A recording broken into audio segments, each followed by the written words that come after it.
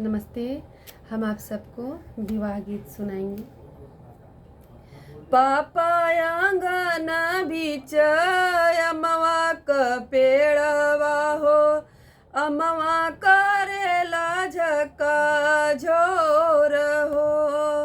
घोड़वा चढ़ल आवाई दुल्हे कवाने सिंह, अमवा के दिहले हिलाई हो।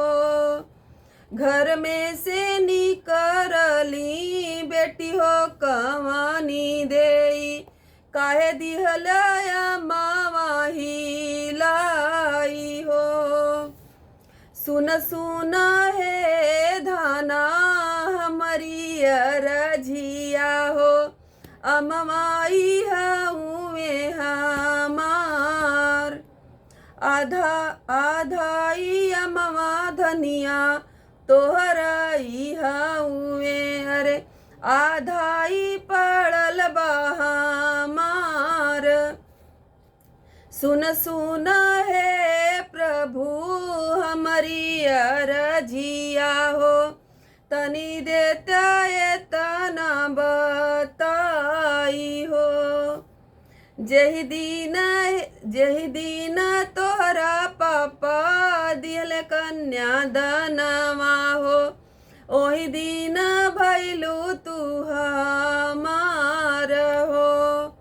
चाचा अंगन बीच अमवा क पेड़वा हो, अमवा फरेला झका झोर।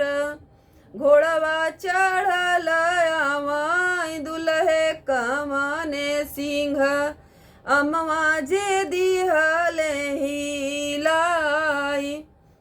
घर में से निकरली बेटी हो कवानी देई, काहे दिहलया मामा हिलाई जी। सुन सुन हे धाना हमरो अरझिया हो, अमवाई हुए हमार हो। आधाई अमवा धनिया तोहरा हुए, अरे आधाई में पड़ल बहामार हो। सुन सुन हे स्वामी हमरो अरझिया हो, तनी देता हम के बताई हो। जही दीन तोहरा चाचा दिह कन्या दनवा हो, ओही दीन भा